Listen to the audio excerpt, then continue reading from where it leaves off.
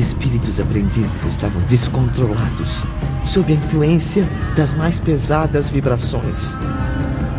Foi quando toda a energia, toda a caridade dos seus guardiães entraram em ação. Impunham silêncio às nossas emoções, repelindo as alucinações com veemência. Ao mesmo tempo, dominavam com seus fluidos as exaltações daquelas lembranças até a lucidez se estabelecer novamente. Voltamos assim ao Vale Sinistro, integrando as caravanas de socorro. Ali, chorando sobre nossa mesma desgraça, pudemos auxiliar espíritos na mesma situação que conhecíamos tão bem. E Epaminondas a todo momento os instruía. Examinem a todos com cuidado. Vejam se estão em condições de se alçarem ao Instituto Maria de Nazaré. Falamos a eles piedosamente, encorajando-os, confortando-os, mas não somos compreendidos. Façamos anonimamente, irmão Epaminondas. Agora você sabe, Camilo, que também foi no passado bondosamente assistido por outros espíritos a serviço do bem, sem que, em suas precárias condições, sequer suspeitasse.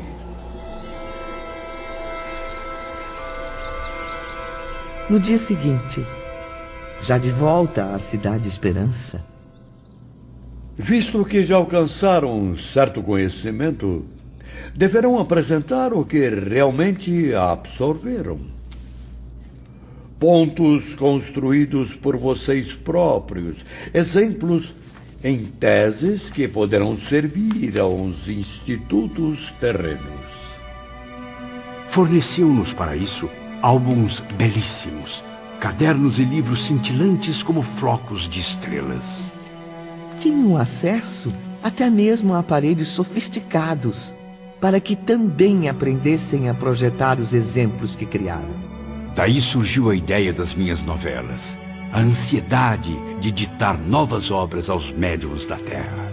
Durante as aulas práticas, existia permissão para isso, sempre que um ou outro trabalho, criado pelos aprendizes, conseguisse a aprovação dos superiores. Daí também o sacrifício de tentarmos, durante cerca de 30 anos, escrever algo que testemunhasse a Deus o nosso reconhecimento. E que também relatasse aos suicidas o que o além lhes reservava.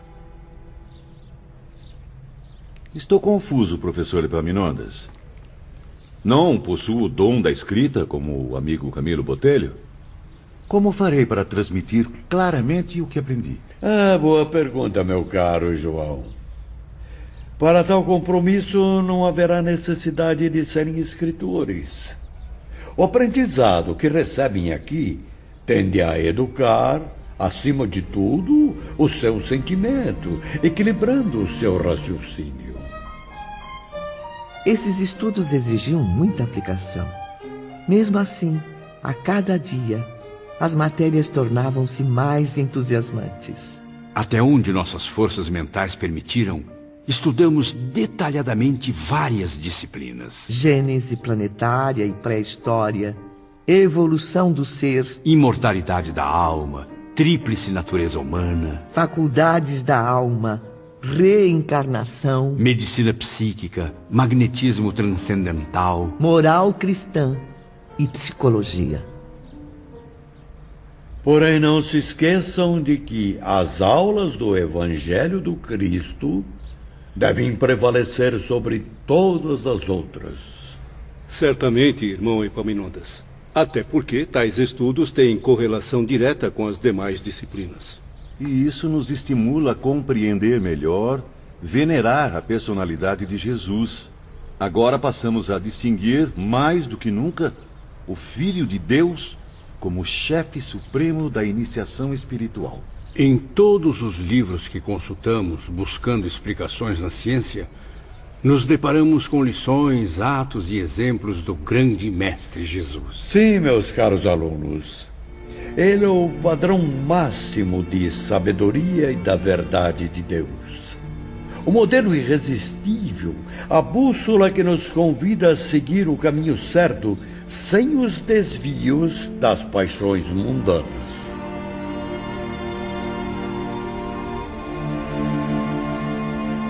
No dia seguinte, Camilo reunia-se com os amigos mais próximos, momentos antes de uma nova aula teórica. Os estudos práticos estão me torturando. Bem que Teócrito nos advertiu sobre a intensidade dos exemplos. Mas temos que encarar a realidade. Nem sempre testemunharemos fatos agradáveis. Ao contrário, Camilo. Grandes angústias têm invadido meu coração. Chego a chorar todos os dias. E o desespero deixa-me profundamente abatido. Sim, Belarmino. Paciência e coragem, meus bons amigos. Paciência e coragem. Tamanha aflição é reflexo da nossa moral inferior que trouxemos para o além-túmulo. Momentos depois, logo no início da aula, Epaminondas aconselhava os aprendizes, lançando-lhes um aviso que nunca mais se apagaria da mente deles. Nenhuma tentativa para a recuperação moral será eficiente se continuarmos presos à ignorância de nós próprios. Será indispensável, primeiramente, averiguarmos quem somos, de onde viemos e para onde iremos. Só assim iremos nos convencer do valor da nossa própria personalidade, devotando a nós mesmos toda a consideração e a máxima estima. Até aqui, meus amigos, vocês têm caminhado às cegas pelas migrações da Terra e estágios no astral. Vêm movimentando-se em círculo vicioso, sem conhecimentos nem virtudes que os induzam a um progresso satisfatório. Mergulhados nos desejos impuros da matéria, passivos aos impulsos das mais nocivas paixões, têm ignorado, graças à má vontade ou à indiferença, que o Todo-Poderoso os enalteceu com essências divinas.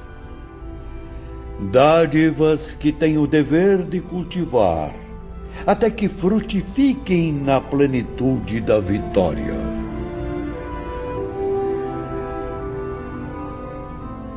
Os alunos estavam concentrados, tensos, até mesmo temerosos com as palavras do nobre instrutor.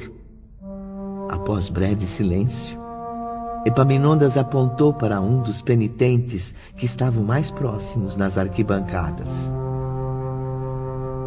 Você, levante-se e aproxime-se. Determinou o acaso ou a própria clarividência do professor que a escolha atingisse nosso companheiro de grupo, um brasileiro de origem romana, natural do interior do estado de São Paulo. O rapaz havia se suicidado ainda jovem, aos 37 anos, julgando possível escapar à vergonha da prisão, bem como à ameaça de um câncer na garganta. Um mal-estar repentino avisava-nos de que algo muito grave nos atingiria. Quisemos fugir, Ivone, livrar-nos daquela responsabilidade. Tivemos a intuição de que iriam ocorrer coisas inevitáveis que marcariam uma nova era em nossos destinos. E sentimos medo, muito medo. O seu nome, por favor. Epaminondas de Vigo apareceu aos alunos então como o juiz inflexível que os julgaria. O algoz que os arrastaria ao tribunal da própria consciência. Recordamos imediatamente Aníbal, com seu jeito simples de nos lecionar os ideais cristãos. Oh, Jesus Cristo, nosso verdadeiro mestre e salvador. Só a ele conseguíamos recorrer naquele momento. A comparação entre Aníbal e Epaminondas era inevitável. E o velho instrutor, lendo os pensamentos dos aprendizes, dirigiu-se novamente a eles. Lembrem-se de que o Senhor Jesus de Nazaré, a quem invocam agora, é o grande mestre que nos inspira. Sob seus conselhos é que ministramos a vocês os ensinamentos sagrados, pois é ele o chefe supremo de nossa escola, o distribuidor de nossa ciência. E então, qual o seu nome? Amadeu Ferrari. Onde residia antes de ingressar no mundo invisível? No estado de São Paulo, no Brasil. Por que decidiu abandonar a sua existência, cuja finalidade deve ser a unidade com Jesus, confiando o destino à ilusão de um suicídio?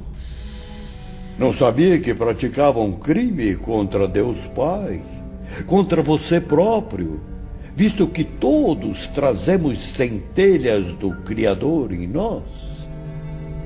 Julgava por acaso poder destruir os elementos de vida existentes em você? Essa vida que é justamente eterna, porque a recebeu do eterno Criador? Felizmente, senhor, foi apenas um pesadelo, uma alucinação. Eu não pude me matar, embora o desejasse, pois estou vivo. Vivo! Vivo! Louvado seja Deus, estou vivo! Repito a minha pergunta. Amadeu Ferrari, por que desejou desaparecer da própria presença como de seus semelhantes, abandonando o sublime dever da existência humana? Senhor, é que eu desanimei. Sim, mas responderei aqui na presença de toda essa plateia? Estarei então novamente defrontando um tribunal?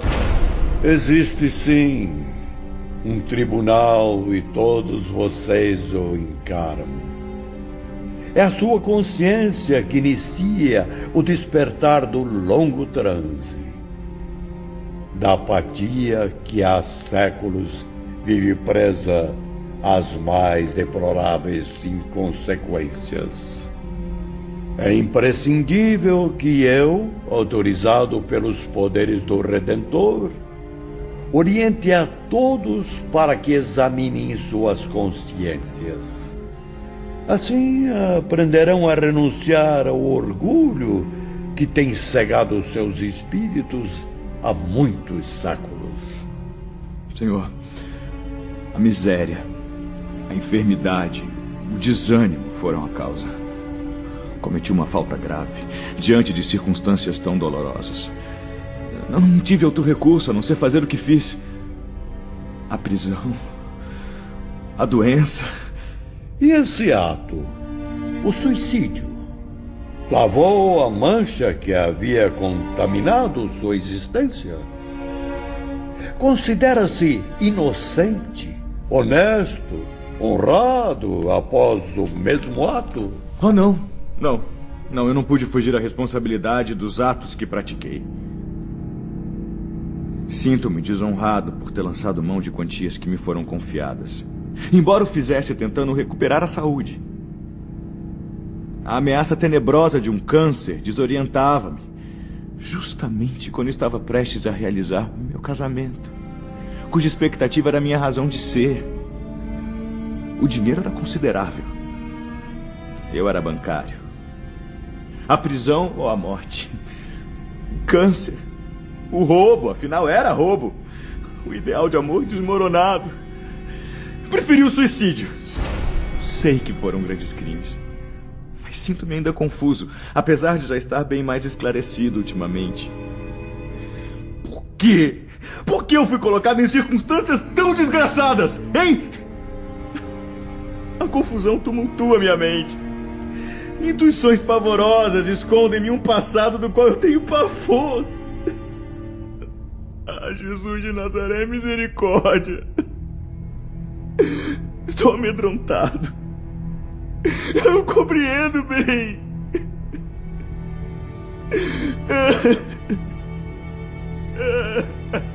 Os irá compreender, Amadeu Ferrari. É imprescindível que o compreenda. Assistentes, preparem-no. Fizeram o penitente sentar-se diante da tela espelhada, colocando em seguida uma faixa em sua testa, idêntica à usada por Epaminondas em suas exemplificações. Pairava no ambiente uma sincera emoção religiosa. Sentíamos que um sacrossanto mistério iria desvendar-se. Aguardávamos, arrependidos e temerosos, enquanto inspirações benéficas envolviam aquele momento especial. Fiquem atentos. A história desse espírito é também a história de cada um. Suas quedas não representam mais que as quedas da própria humanidade, em lutas diárias com as próprias paixões. Pela mesma razão, não devem comentar o que irão presenciar. Observem antes esta lição, que será exemplar a todos. Dela extrairão a moral necessária para aplicá-la em si mesmos. Então, Epaminondas ergueu os braços para o infinito, em atitude de prece e concentração. Os assistentes aproximaram-se dele, auxiliando mentalmente seus intuitos. Estabeleceu-se uma poderosa corrente fluídica, envolvendo em ondas fortes a assembleia de pecadores, atentos e respeitosos. Até que, de repente... Amadeu Ferrari. Não, mestre. Creio que ainda não esteja preparado.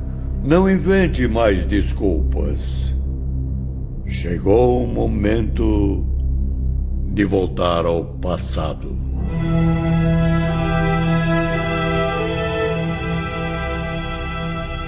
Um minucioso exame de consciência passou a resgatar os feitos de suas antigas migrações terrenas. Compreenderá assim, Amadeu, a razão das circunstâncias dolorosas em que vive neste momento. Circunstâncias com as quais não se conformou e, para resolvê-las, comprometeu-se ainda mais com o suicídio. Retornando ao princípio, passando do suicídio para o início da existência, eis que Amadeu surgia em condições bem diferentes. E realmente, os motivos da pobreza que o arruinaram residiam numa encarnação anterior, assim como daquele câncer que o torturava, daquela rejeição ao amor que absorveu suas últimas forças, tornando-o incompatível com o desejo de viver. Viram, meus caros aprendizes? A cortina do presente foi aberta. O primeiro véu da consciência foi suspenso, a fim de que no palco de outra existência um drama imenso fosse revelado. Drama que não atingiu somente a um ou dois indivíduos, mas a uma sociedade, envolvendo mesmo uma raça heróica e sofredora.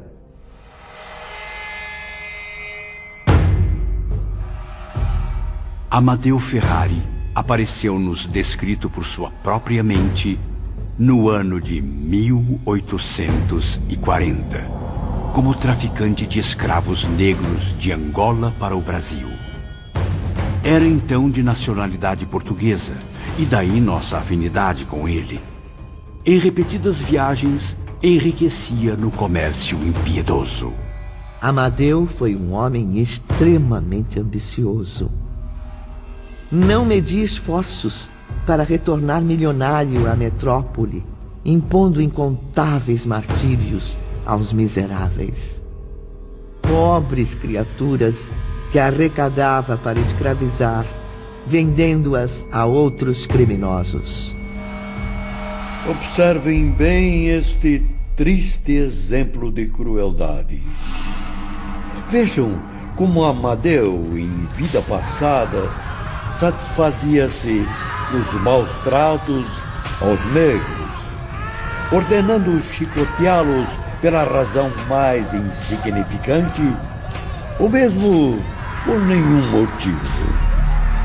Comovidos, pudemos contemplar através da incrível tela espelhada os castigos impostos àqueles seres indefesos. Amadeu os expunha à fome e à sede, à tortura e à separação das famílias. Sim, pois vendia aqui os filhos, ali a mãe, mais além o pai, os quais nunca mais se encontrariam, a não ser mais tarde, no além-túmulo. E muitos desses desgraçados morriam, Ivone, vítimas da nostalgia, da saudade dos seres amados. Os espíritos aprendizes acompanhavam a tudo impressionados. Viram Amadeu em sua grandiosa fazenda violentar uma jovem escrava negra mal saída da infância. A pobre moça, procurando encobrir na morte a vergonha que a angustiava, cometeu suicídio. Seu desventurado pai, num momento de supremo desespero, diante do cadáver da filha, acusou Amadeu pelo suicídio da jovem. É verdade, meus alunos. Seus olhos não mentem. Observem agora exatamente o que Amadeu fez.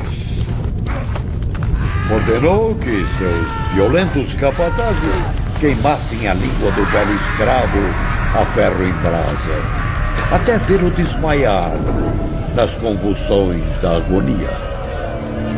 Enquanto Camilo e seus companheiros comoviam-se, Amadeu debatia-se violentamente, dominado por convulsões indescritíveis.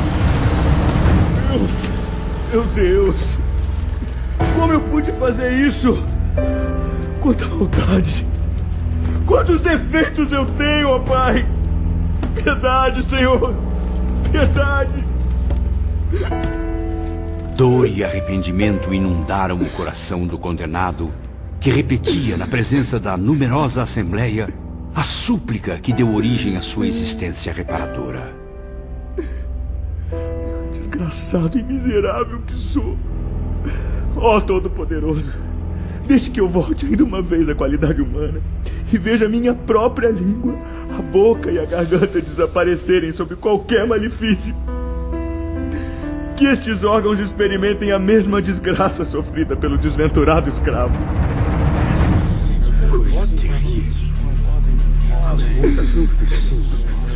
Silêncio. Silêncio. Concentrem-se. Amadeu ainda tem mais a dizer. Dai-me a miséria, meu Deus! Que eu sofra o suplício da fome, da sede, e que eu nem mesmo possa falar a fim de me queixar. Que de mim todos se afastem com nojo, deixando-me sozinho com a própria humilhação. Está certo. É inevitável o seu retorno às reencarnações expiatórias, Amadeu Ferrari. Outra vez, sofrerá com a pobreza e o câncer, agravados agora com os males acumulados pelo suicídio. Obrigado, irmão Epaminondas. Graças a Deus. Louvada seja Maria de Nazaré. Mas é imprescindível que não conserve ilusões, meu irmão. Mais de uma encarnação reparadora será necessária para resgatar os crimes que acabamos de recordar.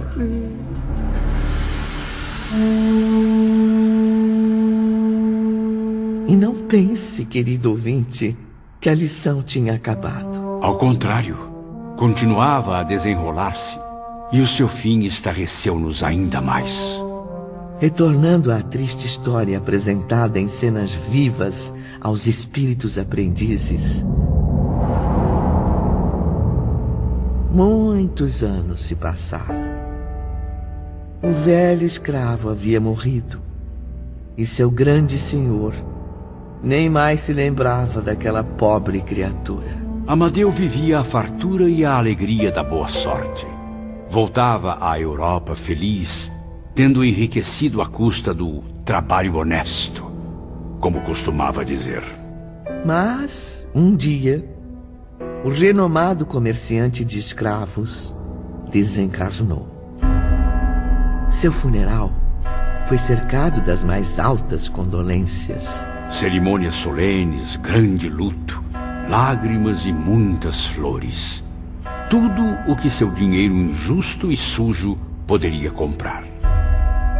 Porém, como a tela magnética nos revela agora, eis que Amadeu se apresentou ao além-túmulo. Observem, ele está se debatendo, perdido em pleno sertão africano, atacado por uma hedionda falange de fantasmas.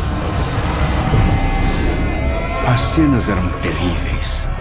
Sedentos de vingança, os espíritos vinham pedir-lhe explicações sobre os compatriotas que havia escravizado. Eram os pais que haviam perdido os filhos. Eram as mães que foram separadas dos pequeninos, os quais ele raptou e vendeu como simples mercadoria. Eram as filhas difamadas e sacrificadas longe da família. Enfim, eram todos que conheceram o castigo impiedoso do carrasco a que serviram. E todos lhe pediam contas dos martírios que sofreram. Então, aprisionaram seu espírito no seio das florestas tenebrosas e o torturaram. Não façam isso comigo!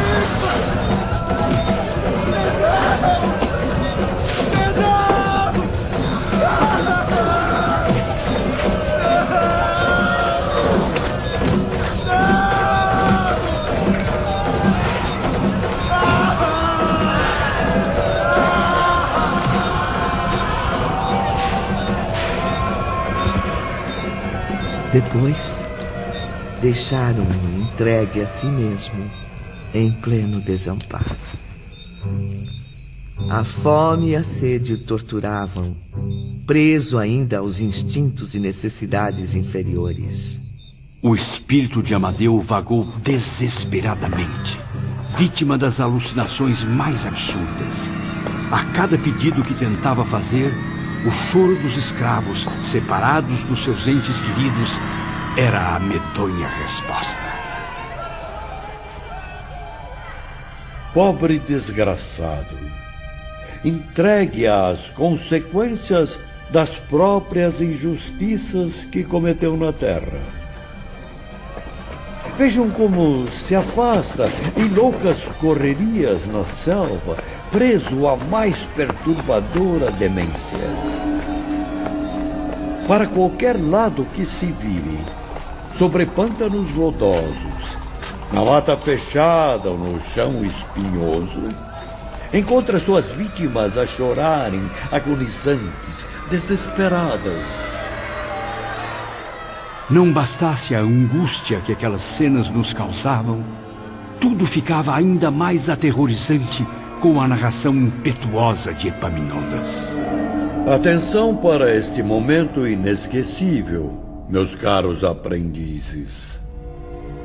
Passam-se muitos anos. Observem a tela. É noite. Ele se sente exausto, tomado de pavor. E todos viram que numa clareira aberta à frente de Amadeu surgia o escravo Felício, aquele mesmo cuja língua havia sido arrancada. caminhava ao seu encontro, conduzindo uma tocha fantástica que iluminava os caminhos tenebrosos. Felício vinha lentamente, sereno, não mais torturado pelo ferro em brasa, porém compassivo, estendendo a mão a Amadeu no intuito de erguê-lo. Vem cá, Nhonhô. Levante-se, vamos embora. Amadeu acompanhou Felício e depois verificamos que o velho escravo havia perdoado ao carrasco, intercedendo por ele junto à benevolência divina. E partia para conseguir libertá-lo dos que não o haviam perdoado. As sociedades brasileiras, meus caros, sofrem hoje e ainda sofrerão muito as consequências das perversidades cometidas em seu seio. Refiro-me, como percebem, à escravização de seres humanos. Se não foi crime individual e sim coletivo, será a coletividade que reparará essa grande injustiça. Por isso, eis a grande pátria brasileira debatendo-se contra problemas complexos. Suas sociedades em conflitos dolorosos consigo mesmas. E assim prosseguirão, até que a voz divina as oriente para o trabalho da reconciliação individual e coletiva. Vocês, discípulos que presenciaram os dramas vividos por Amadeu Ferrari, vocês que testemunharam seu passado como presente, saibam que entre os escravos famintos, doentes, desesperados, nem todos traziam a inferioridade no espírito, como muitos diziam. Grandes falanges de romanos ilustres do Império dos Césares, arrependidas das atrocidades que cometeram, pediram reencarnações na África. Sim, para dominarem o orgulho que adquiriram, exterminando a dignidade alheia. Suplicaram voltar à terra como escravos. Então os escravocratas de tantos povos e tantas gerações dignas, os desumanos senhores do mundo terráqueo que gargalhavam enquanto os oprimidos gemiam, limparam sob o cativeiro desses a mancha que marcava seus espíritos. Isso explica, meus amigos, a sublime resignação desse povo africano, digno por todos os motivos da nossa admiração e do nosso respeito. E como devem supor, o escravo Felício também existiu em vida passada como um implacável soldado romano. Redimido de uma série de culpas, voltou a Roma em espírito, ao terminar seu compromisso entre irmãos africanos. Depois disso... Eu não acredito. Não! Não pode ser! Não! Meu Deus!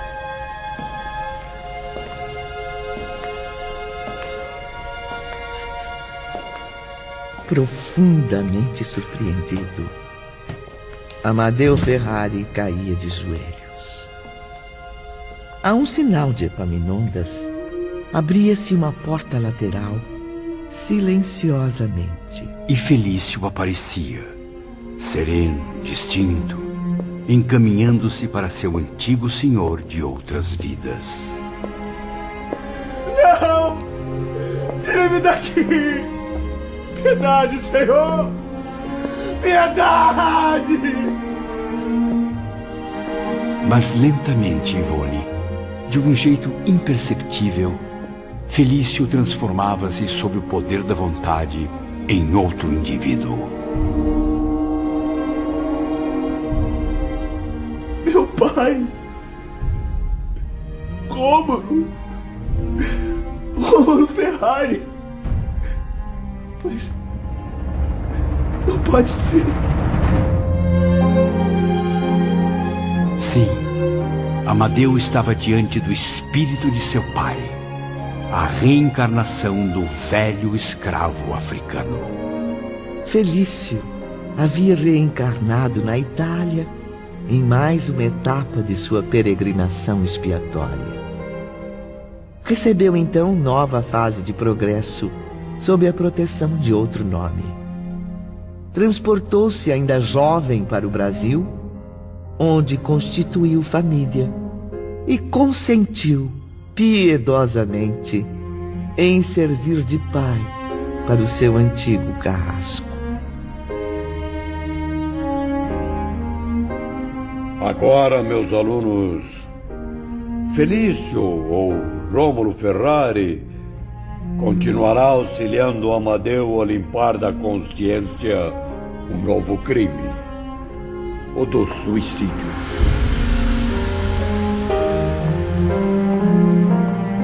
Pensativos e silenciosos, os aprendizes deixavam o santuário, onde mais um sublime mistério lhes havia sido desvendado. Nas profundezas daquelas almas repercutia a mesma e comovente impressão. Oh, Deus de misericórdia, seja bendito por nos ter concedido a lei da reencarnação.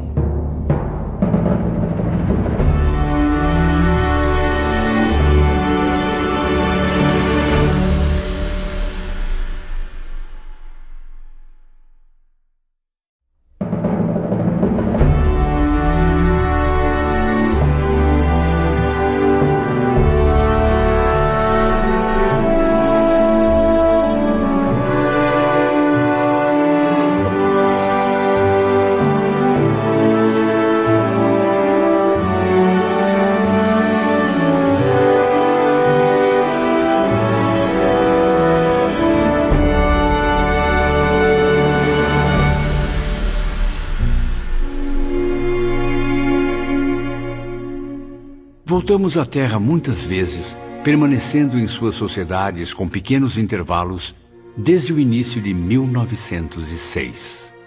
Múltiplos deveres nos chamavam ali.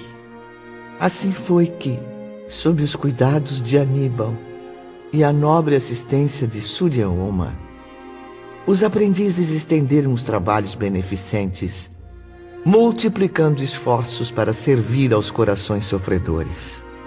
Servimos nos postos de emergência, como no Hospital Maria de Nazaré e suas filiais.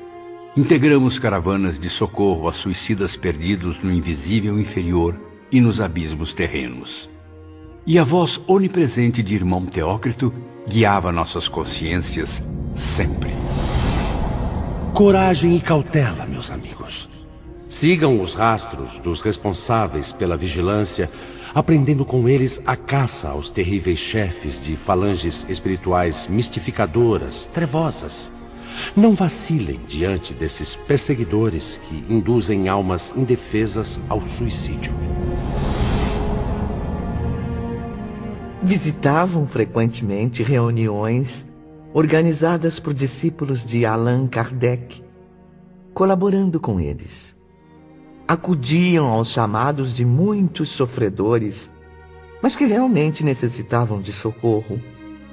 Visitavam prisões e hospitais, sertões brasileiros e africanos, fortalecendo o ânimo e provendo socorro material a leprosos, dementes e mutilados. E nos atrevíamos até pelos domicílios dos mais ricos, onde também, por algum motivo, pudesse haver a possibilidade de suicídio.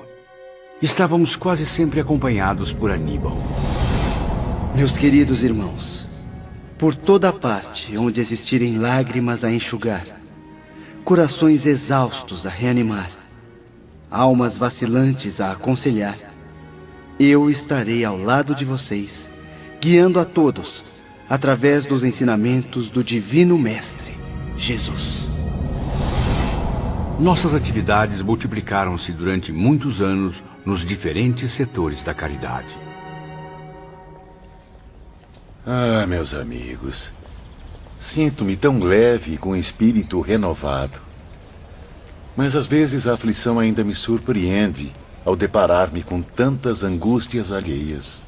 No entanto, João, já parou para pensar em quantas vezes obtivemos a paz e o conforto que vêm de Deus? Quanta alegria nosso espírito recebe ao contribuir com boa vontade para que uma e outra lágrima sejam enxugadas, para que um e outro desgraçado vençam a própria ansiedade por meio da esperança, um e outro coração se aqueçam à luz sagrada do amor e da fé. Belarmino está certo. Não podemos perder o controle. Lembrem-se de que devemos relatar nossos testemunhos aos orientadores espirituais. Tudo o que temos observado na prática entre os infelizes e sofredores, deveremos analisar e apresentar à junta examinadora. Sim, e precisamos nos esforçar. Uma vez aprovados, estes trabalhos poderão ser ditados por nós ou revelados aos homens através da operação mediúnica. É isso que me angustia, meus caros. Um de meus trabalhos foi reprovado. Mas quantos já foram aceitos com louvor, João? Além do mais, se não o sancionaram, é porque realmente ainda não estava perfeito. Trabalharemos juntos. Repetiremos a experiência até o tema do trabalho concordar plenamente com a nossa verdade. Os dias consagrados a tais exames eram festivos para toda a Cidade Esperança. Lá, ocorriam legítimas exposições de uma arte sagrada que ultrapassava todas as concepções de beleza terrestre. As vigilantes esforçavam-se na decoração dos ambientes, repletos de jogos e efeitos de luzes extraordinários. Vejam, lá estão Teócrito, Ramiro de Guzmán e Aníbal de Silas. O espetáculo era incrível. Nossos superiores revelavam-se artistas de dons espetaculares, quer na literatura como na música, e na oratória descritiva também. Lembrando aos ouvintes que oratória descritiva é a exposição mental, através de imagens, das produções que os próprios espíritos realizam. De esferas vizinhas desciam caravanas espirituais fraternas, emprestando brilho artístico às nossas experiências. Nomes que na Terra se pronunciam com respeito e admiração acudiam-nos bondosamente. Se meus olhos não mentem, creio que aquelas entidades iluminadas bem ali à nossa esquerda são ninguém menos que Victor Hugo e Frédéric Chopin. Sim, são eles mesmos, professor Belarmino.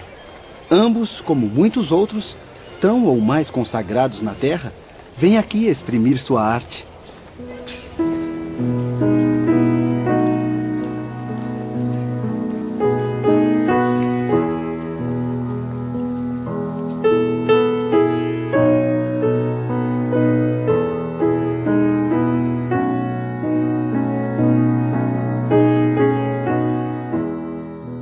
Os aprendizes tiveram assim a ocasião de ouvir o grande compositor, sempre consagrando à arte ou à literatura as suas melhores energias mentais. Chopin traduzia sua música em imagens e narrações numa variedade impressionante de temas, Ivone. Por sua vez, o genial Victor Hugo também nos oferecia belíssimas lições. Suas fantásticas criações literárias eram revistas de maneira surpreendente, por ele próprio. A esfera terrestre ainda não esqueceu o poder criador desta mentalidade. E a Terra, Victor Hugo ainda voltará, servindo-a com sua eterna missão artística, a bem daquele que é a suprema beleza, o Divino Mestre Jesus. É maravilhoso, irmão Teócrito. É o pensamento do grande Hugo animado pela ação da realidade. Nunca imaginei conhecer tão profundamente as nuances das suas vibrações emotivas. Aqui no mundo invisível, Camilo, os mais nobres artistas terrenos também se inspiram nos assuntos espirituais. Isso equivale a dizer que também colaboram na obra de sua reeducação. Ramiro me disse que a genialidade de Victor Hugo se confirma na Terra há muitos séculos, partindo da Grécia para a Itália e a França, sempre deixando um rastro luminoso de arte e de cultura superiores. Pois é verdade, Belarmino. Seu espírito tem sido venerado por muitas gerações em várias épocas diferentes. Quanto a Frédéric Chopin, alma insatisfeita, somente agora compreendeu o inevitável. Somente com Jesus encontrará os ideais que a satisfarão. Suas migrações terrenas, quase sempre a serviço da arte, também foram várias. Uma delas até mesmo anterior à vinda de Jesus à Terra. Cultivando as belas letras como poeta inesquecível, viveu em pleno império da força, na Roma dos Césares. Mas, e quanto a vocês, meus irmãos?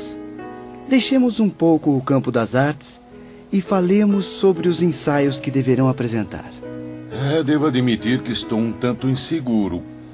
Traduzir minhas criações mentais em imagens e cenas, como os instrutores fazem tão habilmente, será para mim um enorme desafio.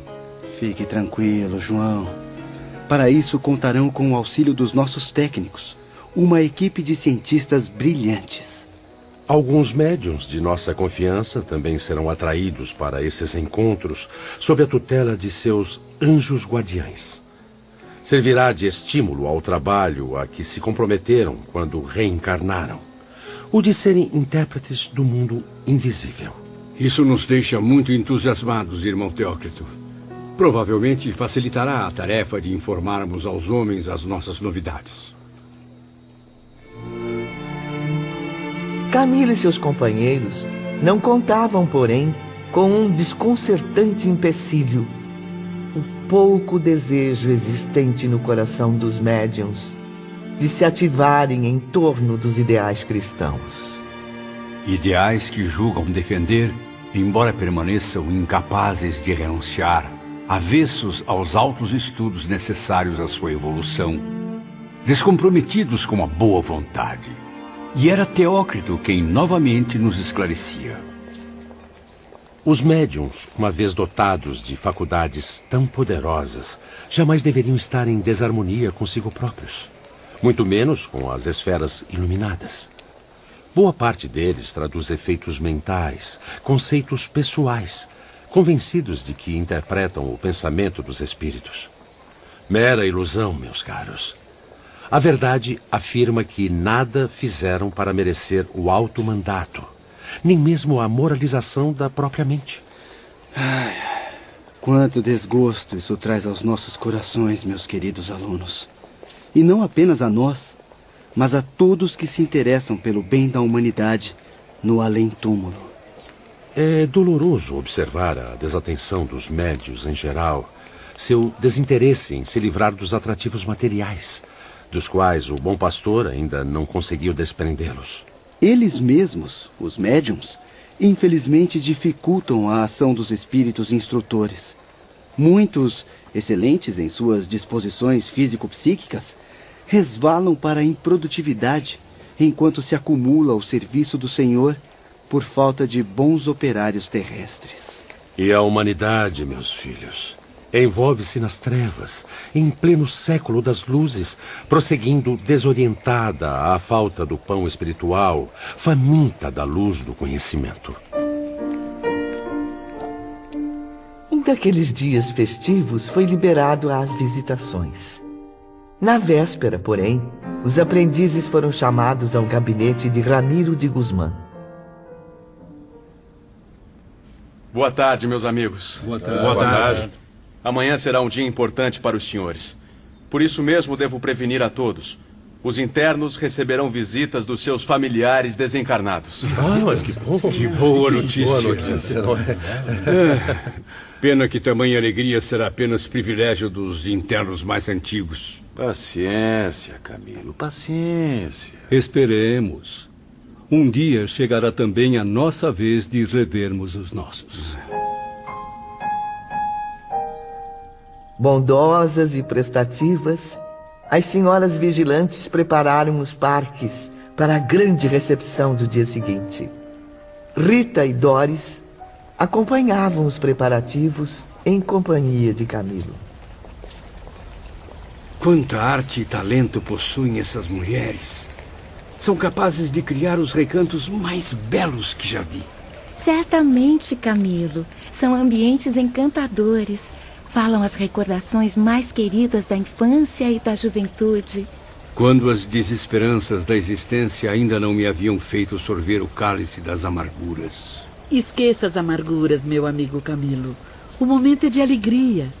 Todos esses lugares serão oferecidos aos internos como agradáveis surpresas, a fim de receberem parentes e amigos desencarnados. Se reparar bem, verá que foram criados ao ar livre, espalhados pelos parques e jardins, à beira dos lagos e sobre as encostas das colinas. Estes recantos, porém, não se prolongam por muito tempo.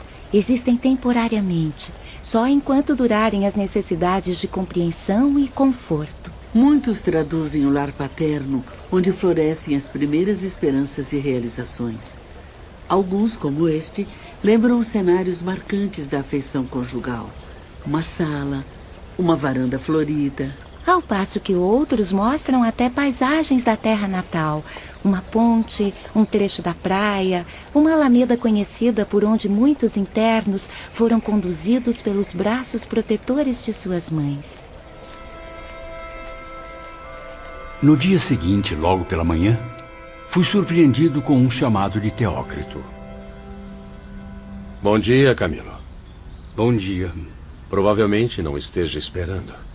Mas as melhores surpresas, tanto na terra quanto no invisível, muitas vezes são as que menos se esperam. E foi então, no próprio cenário que representava a casa onde nasci, que tive uma encantadora satisfação. Revi minha mãe querida, a qual ainda na infância havia visto morrer e sepultar. E beijei suas mãos carinhosamente, como no passado. Mas a surpresa de Camilo seria ainda maior. Deus Todo-Poderoso, não posso acreditar no que vejo. Papai, meu velho pai. Ah, que saudade! Quanta saudade! Perdoe-me, meu velho. Perdoe-me. Camilo ainda reviu a esposa, a qual já poderia ter reencontrado há muito tempo no invisível, caso não houvesse cometido suicídio. De todos eles recebi carinhosas advertências, conselhos preciosos, testemunhos de afeto. E reparei que nenhum me pedia satisfações sobre o meu ato brutal. Recebi-os como se estivéssemos em nosso antigo lar terreno, os mesmos móveis, a mesma decoração, o mesmo ambiente que eu conhecia tão bem. Doris e Rita haviam preparado tudo. Nenhum detalhe foi esquecido para que Camilo revivesse as impressões dos verdadeiros laços familiares. Na verdade, como ambas afirmariam mais tarde, os próprios internos, sem perceber, forneciam elementos para que tudo fosse realizado assim. Os seus superiores, também instrutores e educadores, são legítimos agentes da caridade. Examinando seus pensamentos e impressões mentais mais queridas, descobrem a melhor forma de recuperar o seu ânimo. Tudo nos é transmitido, então, por meio de mapas e visões, a fim de que a reprodução dos ambientes seja a mais confortadora possível.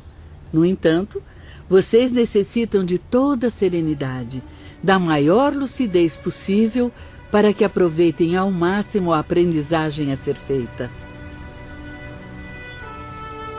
Durante o inesquecível reencontro com meus pais e esposa, infelizmente tive também uma surpresa desagradável. Era papai quem me revelava. Pobre filho querido. Nada podemos fazer a seu favor, Camilo. A situação é muito delicada. O suicídio não concede a você, meu filho, nenhum benefício. Ah, minha mãe. O que foi fazer comigo? Quanta vergonha, mamãe. Força, meu filho. Muita fé em Maria, mãe de Jesus, que há de aliviar suas angústias. Dias menos dolorosos virão para iluminar sua consciência.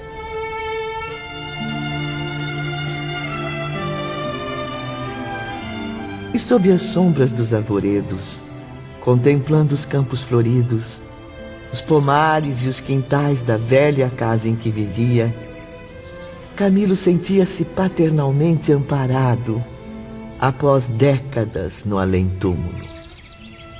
Embalado pela amorosa proteção de sua família terrena, demorava-se muitas vezes em agradáveis reuniões com muitos entes queridos que, como ele, já haviam falecido. Por sua vez, meus companheiros tinham os mesmos direitos. Ali não havia favores especiais nem predileções.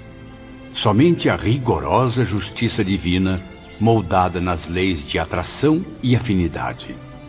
Finalmente, Belarmino pôde encontrar a mãe, a quem amou com todas as forças do seu coração, recebendo sua visita inesperada naquela mesma tarde. Doris e Rita também forneceram à mãe e ao filho o conforto carinhoso de um saudoso ambiente. A extensa biblioteca da mansão onde viveram, a lareira crepitando alegremente, a cadeira de balanço da velha senhora, a pequena poltrona de Belarmino junto ao colo de sua mãe, como nos tempos de infância. Ah, minha amada mãezinha, como esperei por este dia. Belarmino, o meu único filho, o meu maior tesouro. Ai, quanta dor senti com a sua partida, ainda mais ao saber que havia se suicidado. Isso afetou profundamente a minha saúde. Eu não pude resistir. Eu deixei o mundo material meio ano depois, sem nunca me conformar com tamanha tragédia. Perdão, minha mãe. Eu errei. E errei em tudo. A começar por minhas crenças, minha filosofia, a qual mostrou-se vazia, sem sentido algum aqui no mundo invisível. Vivi as mais angustiantes decepções depois que passei para a pátria espiritual. Julgando encontrar o esquecimento no ventre da natureza, deparei-me viva após a morte, viva e torturada por muitas mágoas, meu filho. Não possuía capacidades mentais e espirituais que pudessem me recomendar às regiões felizes ou confortadoras do invisível. Pobre mamãe. Quanto sofrimento fui causar à senhora. Eu procurei inutilmente por você, nas regiões mais sombrias. Eu vaguei por ambientes aterrorizantes, molestada por infinitas confusões e trevas. Ainda estava sob os efeitos do orgulho e do egoísmo que marcaram a minha personalidade na Terra. Não diga isso, minha mãe. A senhora sempre foi e será uma grande mulher, uma pessoa maravilhosa. A confusão cresceu em minha mente. Passei a sentir arrependimento por haver renegado o amor a Deus, preferindo seguir radicalmente a ciência materialista. E agora percebo, meu filho, que também fui responsável pelo seu desastre. Mas como responsável? Se fui movido por uma decisão íntima, acreditando que a morte seria a melhor solução. Eu sempre fui uma mãe descrente dos ideais divinos, negligente e orgulhosa. cujos desejos limitavam-se apenas às paixões mundanas. Acabei, assim, moldando a sua mente, com o mesmo vírus mental, com as convicções nocivas que nos arrastaram às quedas morais. Mas com o tempo, tornei-me mais lúcida e conformada, graças às imposições da dor educadora. Trabalhei, lutei, sofri com resignação no espaço durante vários anos. Eu supliquei, converti a verdade existente na ideia de Deus e suas leis, receber concessão para rever o meu filho querido. E finalmente recebi a dádiva misericordiosa do Ser Supremo, o qual agora reconheço com respeito e pesar.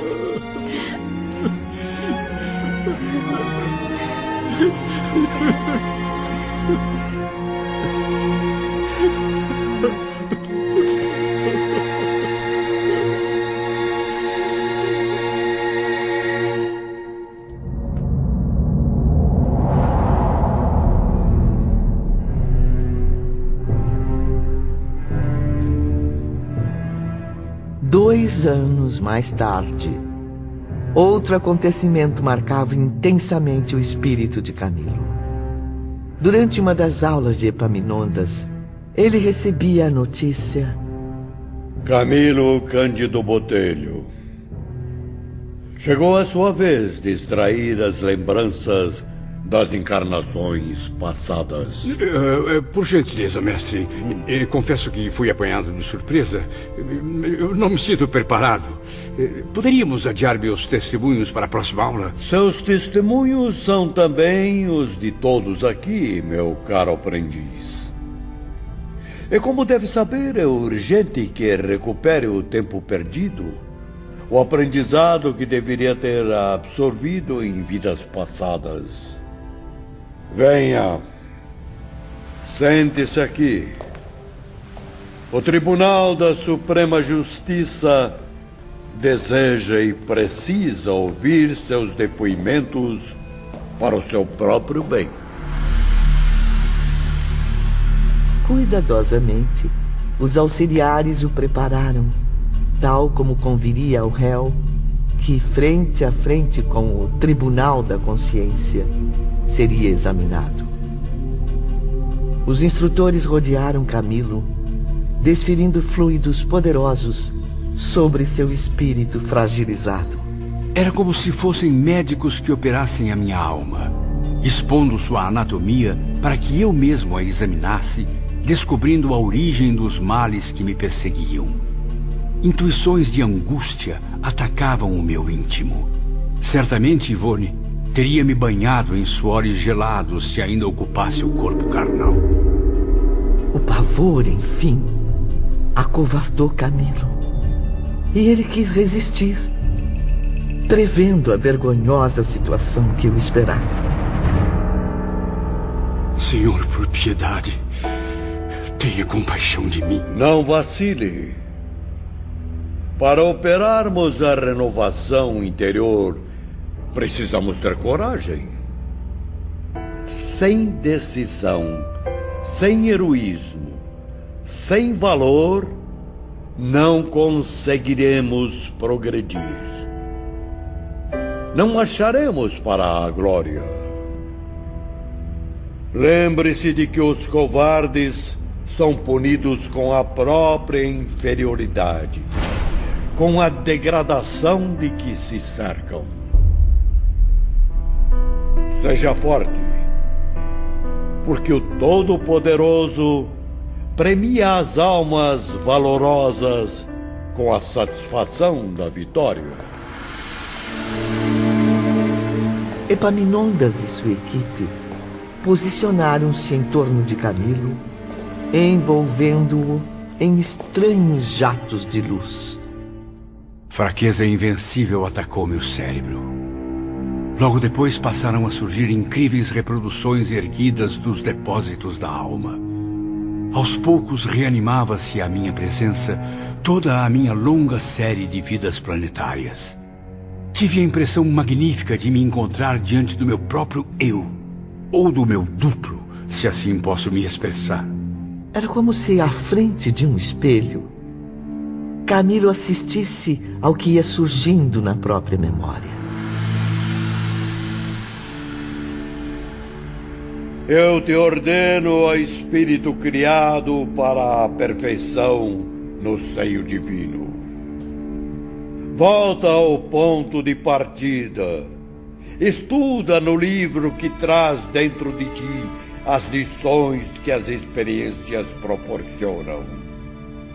E aprende contigo mesmo o cumprimento do dever, o respeito à lei daquele que te criou. Planeja, pois, tu mesmo, os programas de resgates que te convém. Assim alcançarás a glória para alçar voos ao seio eterno de onde partiste. Lentamente, já não distinguia Epaminondas, sequer o conhecia, nem me recordava dos meus companheiros do instituto. No entanto, Camilo não adormeceu. Continuava lúcido e raciocinava, refletia, pensava, agia na posse absoluta de si mesmo. Perdia, porém, a lembrança do presente e mergulhava a consciência no passado. Então senti-me vivendo no ano 33 da era cristã. Eu, no entanto, não recordava simplesmente. Eu vivia essa época. Estava nela como realmente estive. Jerusalém passava por horas tumultuadas nessa manhã de sol quente. Encontrei-me possuído de alegria diabólica, indo e vindo pelas ruas repletas de forasteiros. Prestem atenção, meus alunos. Notem como o espírito de Camilo promove arruaças, espalha intrigas, boatos, incentivando desordens. Ele está agora no grande dia do Calvário. E sabe-se que um certo revolucionário de nome Jesus de Nazaré foi condenado à morte na cruz. Camilo era miserável, pobre e maldoso. Devia favores a muitos homens influentes de Jerusalém daquele tempo. Comia restos de suas mesas, vestia-me dos trapos que me davam.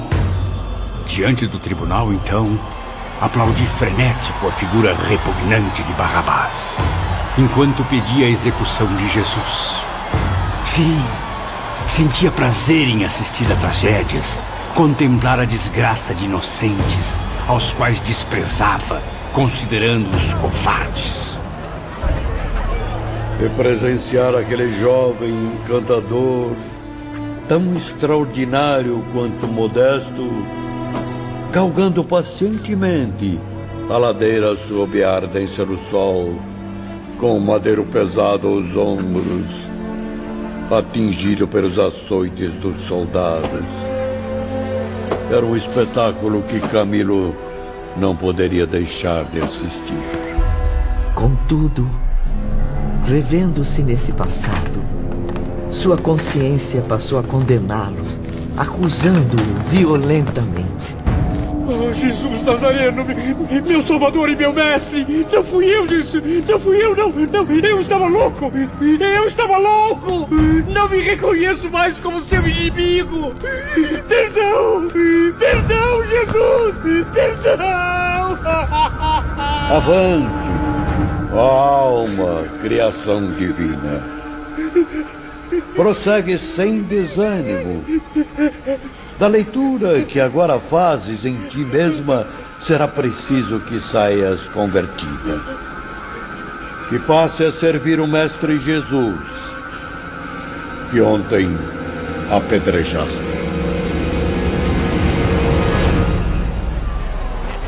As imagens retornavam à mente de Camilo.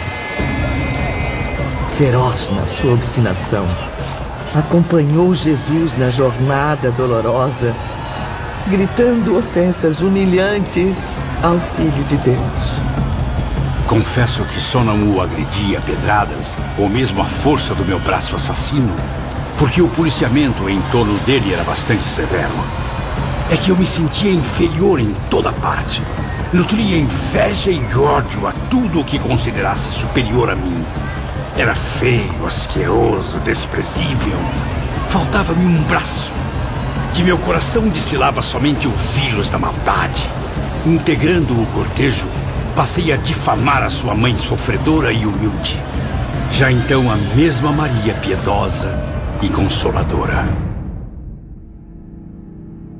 E depois, em sequências sinistras, Camilo testemunhou a si mesmo, denunciando cristãos, perseguindo, espionando, torturando e até mesmo apedrejando Estevão.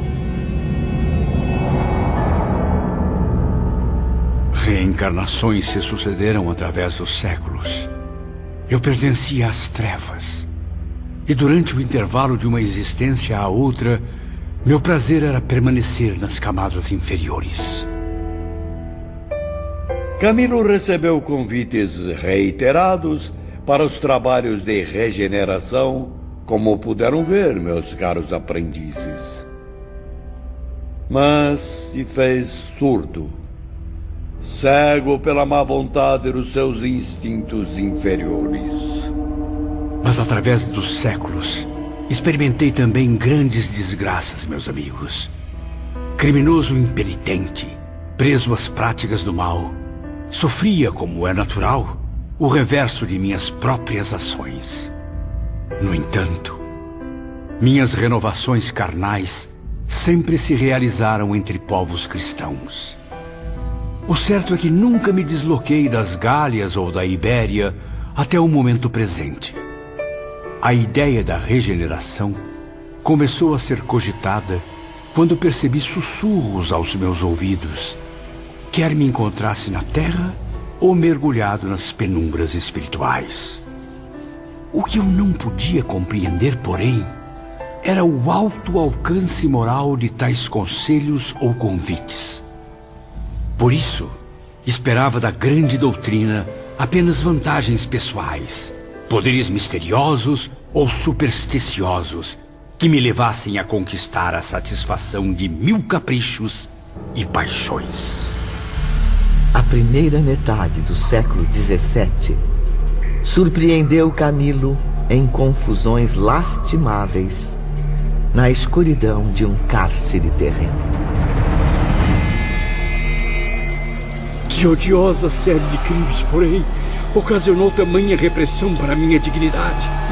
Que razões abomináveis eu teria dado à lei para que fosse jogado às trevas de uma masmorra, meu Deus!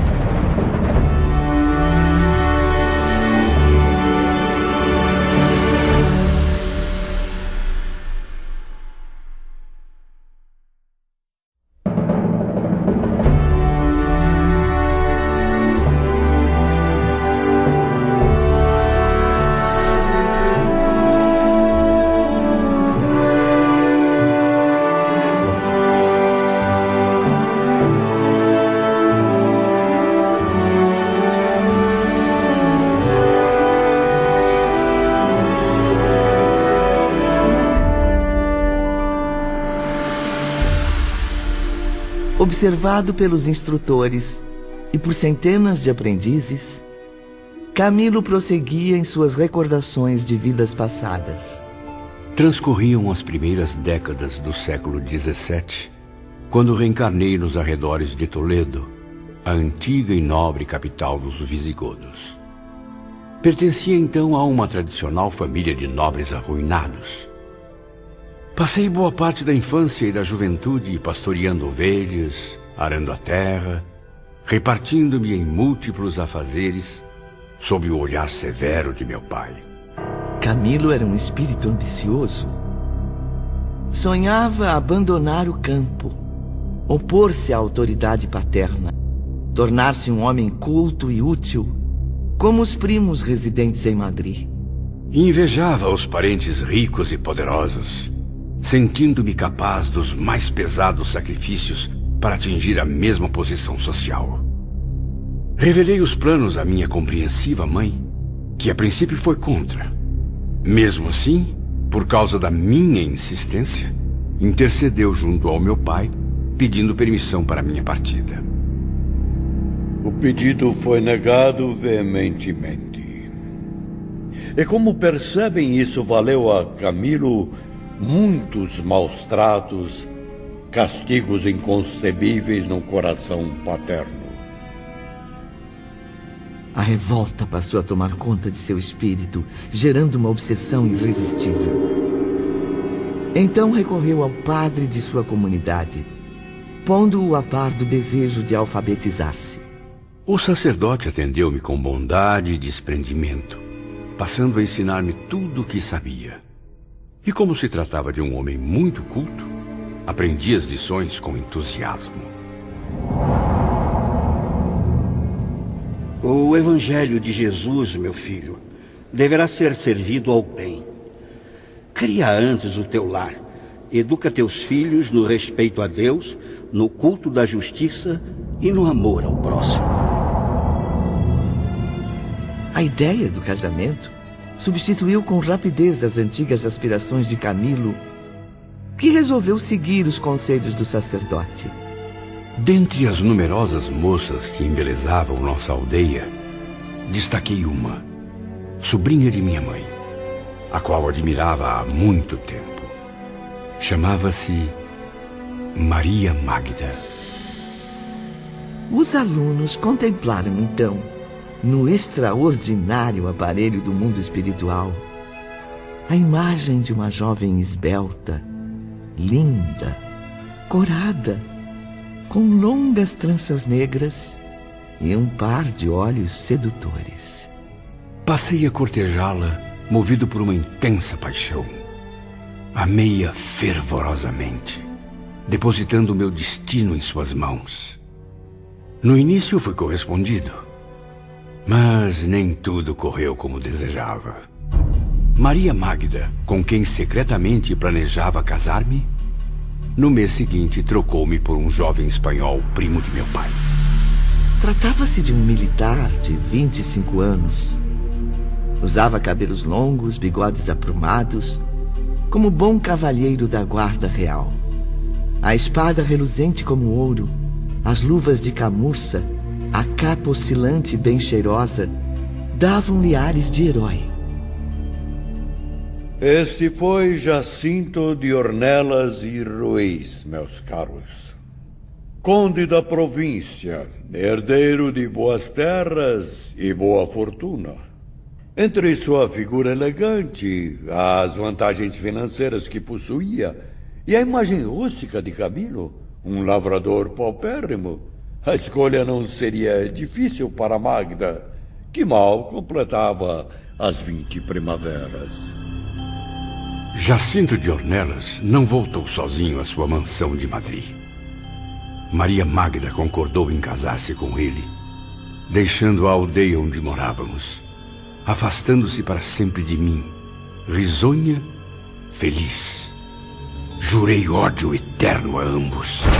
Rancoroso, desejei-lhes toda sorte de desgraças, enquanto projetos de vingança seduziam minha mente. A saudade de Camilo era inconsolável, humilhando-o profundamente. Envergonhava-se diante da comunidade pela traição da qual achava-se vítima.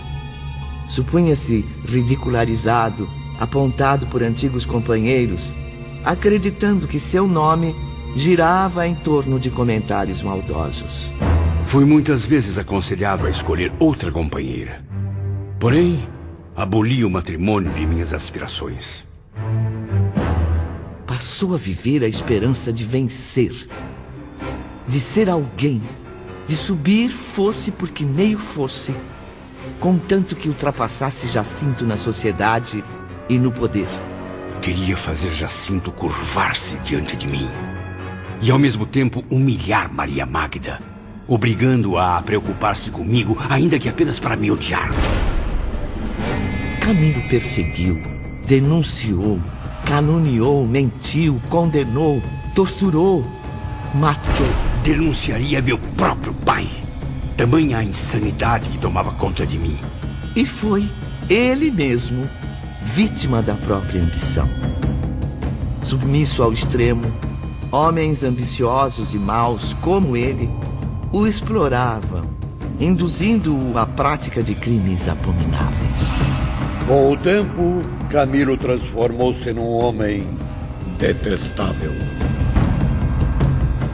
Durante muito tempo esqueci aqueles que haviam me traído. Não os procurei. Não me importava o destino que tinham tomado. A verdade é que o casal mudou-se para a Holanda, onde Jacinto se encarregava de uma missão militar. Mas um dia, o acaso pôs-me novamente na presença deles.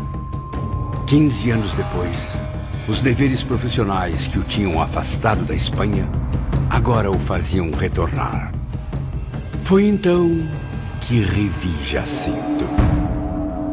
Vejam que cena lamentável, caros aprendizes. Camilo, ao ver Jacinto de Ornelas, foi obrigado a apertar-lhe a mão em uma cerimônia religiosa. Reparem como tratou um militar como um estranho, numa atitude arrogante, enquanto reacendia em seu peito a chama da antiga rivalidade. A partir de então, procurei observar a vida daquele homem. Seus passos, seu passado como seu presente, o que fazia, o que pretendia, como vivia, o grau de harmonia existente em seu lar. E não foi difícil. Consegui informações detalhadas, graças ao experiente grupo de espiões que ficava às minhas ordens. Jacinto de Ornelas era feliz com a esposa e amavam-se fielmente. Tinham filhos, aos quais procuravam educar nos princípios de boa moral. Maria Magda, dama formosa e cortejada, apresentava a beleza digna dos seus 33 anos. Desorientado, enlouquecido por 1000 ideias nefastas e degradantes, ao vê-la pela primeira vez, depois de tanto tempo, senti que não a havia esquecido como supunha. Na verdade, ainda a amava, para a infelicidade de todos nós. A antiga paixão retornou ainda mais ardente desde que começou a revê-la todas as semanas. Decidi cativá-la aos poucos. Passei a visitar Maria Magda, oferecendo-lhe serviços e desfazendo-me em delicadezas. Porém, nada consegui. Mesmo após várias visitas, brotava de novo em meu peito o delírio sentimental, o ódio do amor não correspondido. Tentou conquistá-la suavemente, com atitudes servis, apaixonadas, até mesmo humilhantes. Magda, porém, resistia a tudo com dignidade, provando absoluto desinteresse. Mas Camilo não desistia. Prestem atenção agora ao que disse a pobre Maria Magda em um de seus inúmeros encontros. Pense bem. Posso garantir à sua família muitas vantagens sociais. Sou um homem muito poderoso. Não imagina a força que tenho no mundo todo. E prometo dividir tudo com a senhora. Pense na quantidade de favores que poderei prestar. Acredite, saberia proteger a senhora contra as repressões da lei. Basta corresponder ao meu amor verdadeiro, a minha paixão contida desde os tempos da infância. Não, de jeito nenhum. Sou fiel a meu marido. Jamais irei traí-lo. Retire-se. Saia já de minha casa. Jacinto de Ornelas, por sua vez, ciente da antiga paixão de Camilo e agora vendo-o assediar sua casa com atitudes amistosas, percebeu facilmente a natureza de suas intenções. Magda, não suportando mais a pressão, relatou os fatos ao esposo.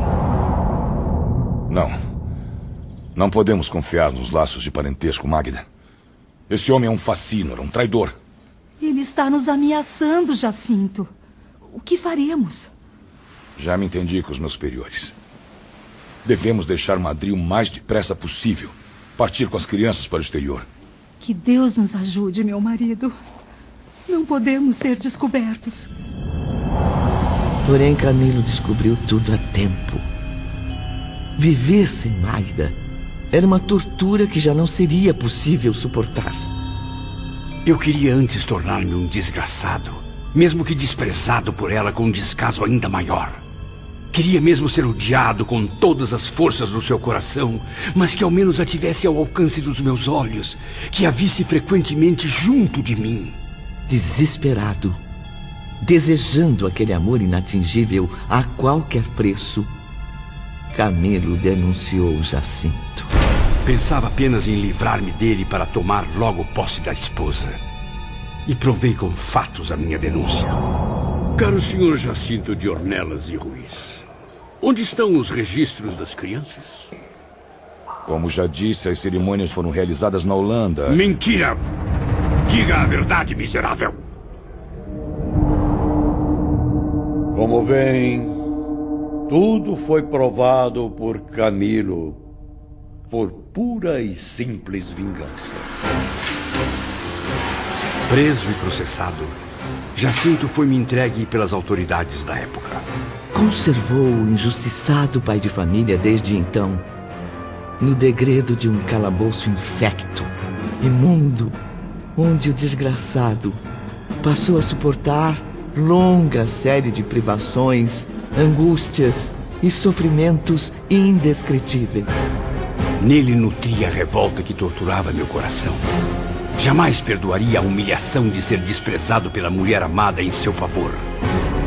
O desgosto e o ciúme que o alucinavam há tantos anos inspiraram-lhe torturas hediondas, as quais eu lhe aplicava possuído de prazer diabólico, recordando as faces rosadas de Maria Magda que eu não beijei jamais, as tranças de seus cabelos cujo perfume não fui eu quem senti.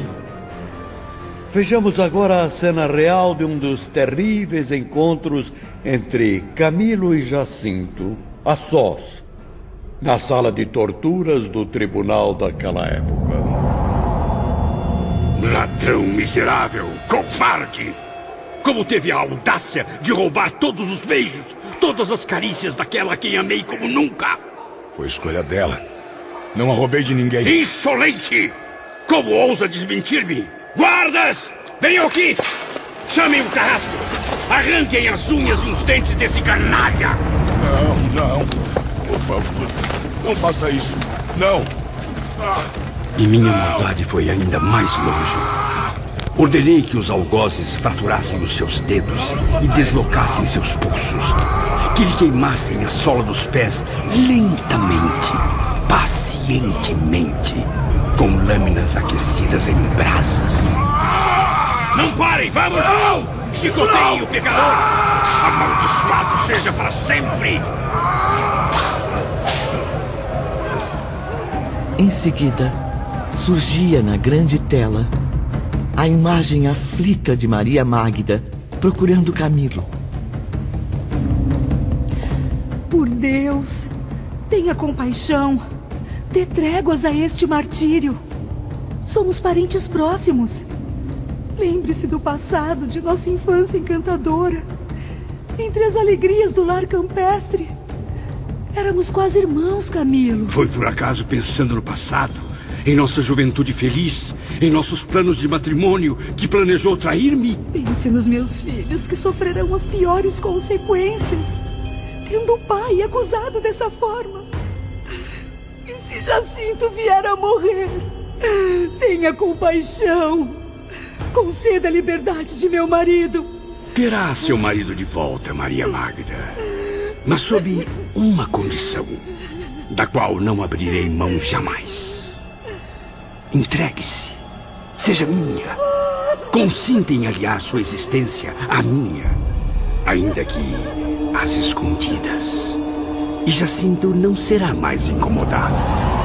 Mágida relutou ainda durante alguns dias, tentando, por entre lágrimas e súplicas, fazer Camilo desistir.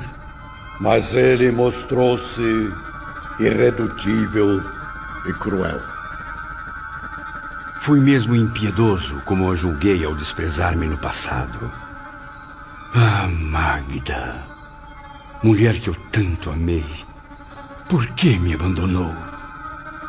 Teria feito de mim um esposo fiel e humilde.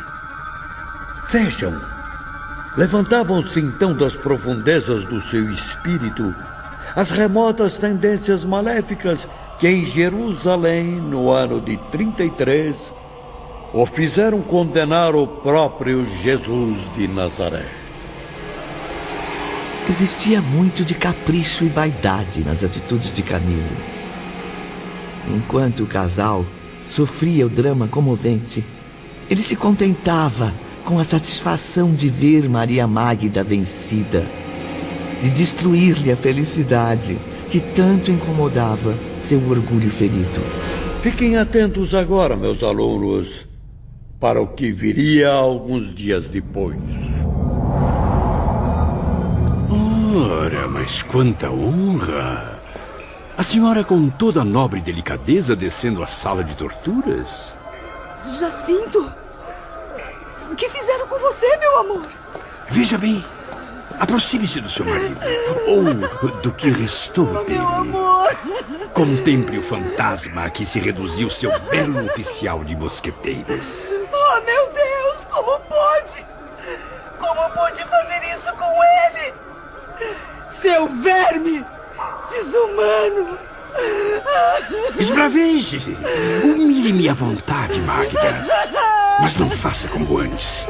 Não despreze o meu amor. Aceite a minha proposta. Calma, meu amor.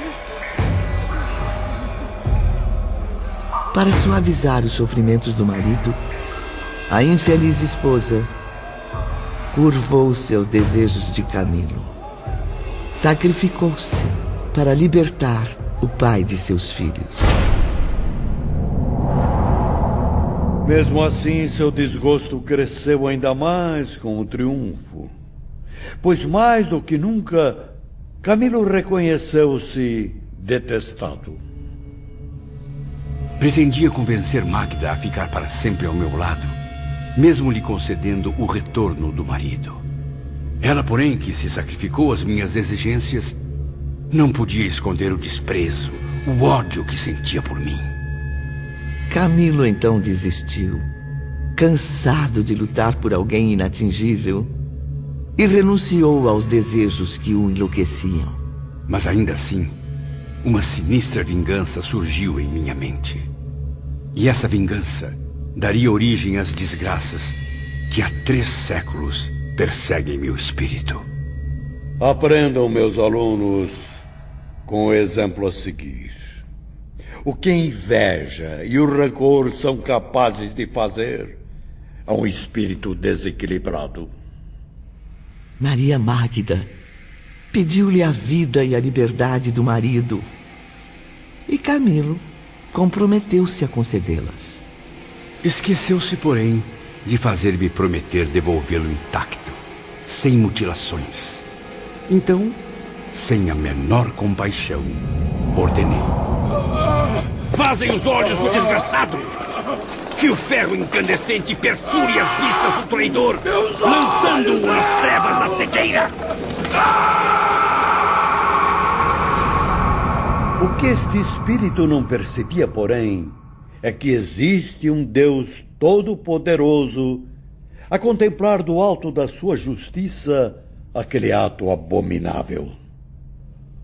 Um crime que Camilo arquivou na consciência e que haveria de reparar através dos séculos.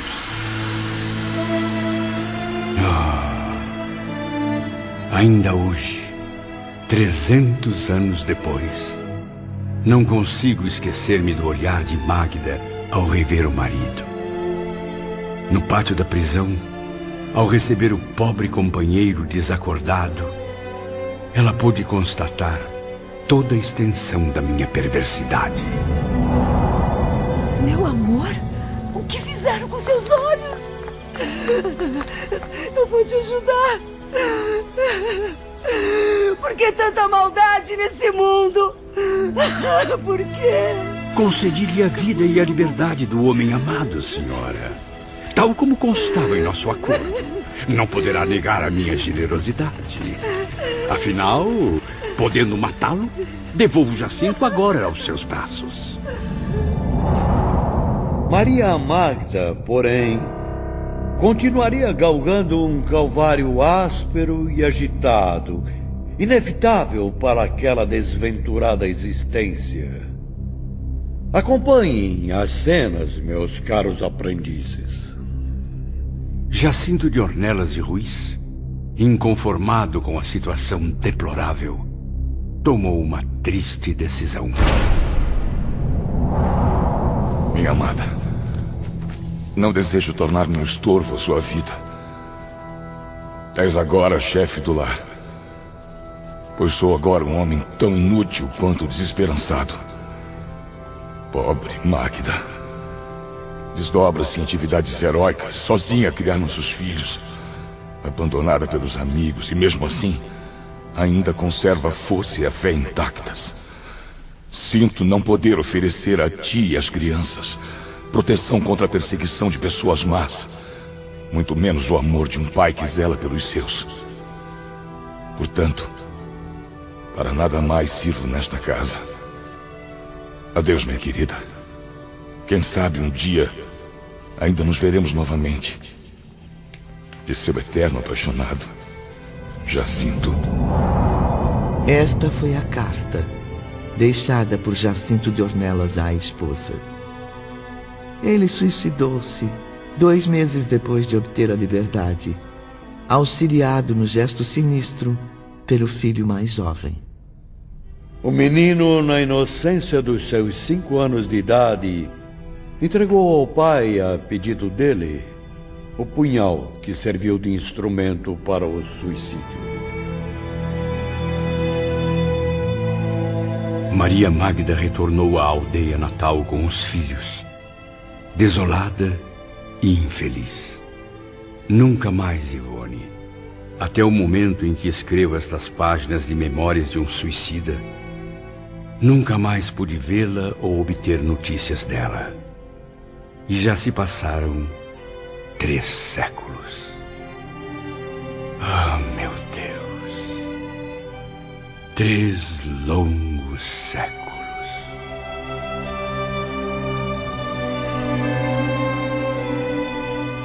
Após breve intervalo, a comovente aula de Epaminondas continuava. Camilo ainda permanecia atado ao extraordinário aparelho no mundo espiritual. O arrependimento não tardou a iniciar a reação em meu ser. Nunca mais, desde então, obtive tranquilidade sequer para dormir. A imagem de Jacinto de Ornelas, martirizado e cego, perseguia meu espírito por toda parte. Creio que meu desejo de regeneração começou no momento em que, entregando Jacinto à sua mulher, havia ajoelhar-se diante dele, cobrindo-lhe as mãos de beijos e de lágrimas. Era um sentimento sublime de amor e compaixão que eu não estava à altura de compreender. Da segunda metade do século XVII até o momento presente, Camilo passou a reparar os crimes que cometeu. Um arrependimento sincero, Ivone, que vem inspirando todos os meus atos, me encorajando a enfrentar todas as desgraças. Desde então, minha luta é apagar da consciência a mancha de tantas perversidades. Avancemos no tempo até a segunda metade do século XIX. Foi nessa época que Camilo se preparou, então, para a última fase das reparações inevitáveis: a cegueira. Cumpria-me perder de qualquer modo a visão, impossibilitar-me assim de garantir o próprio sustento.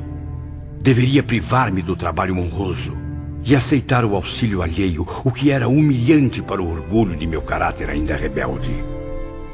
Haveria de destruir meus ideais, desejos, ambições, contemplando ao mesmo tempo desabarem meus valores morais e intelectuais.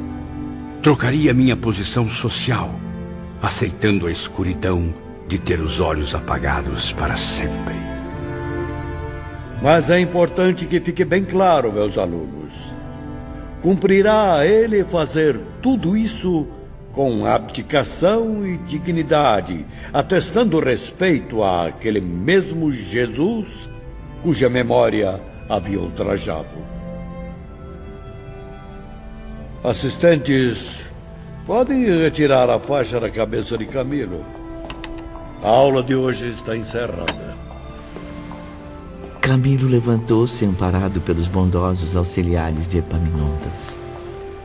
Estava cansado, aflito, mas lúcido o suficiente para pedir-lhe a palavra. Todos vocês sabem da fraqueza que me atacou ao reconhecer-me cego. Não tive absolutamente forças para o terrível testemunho na hora decisiva da minha reabilitação.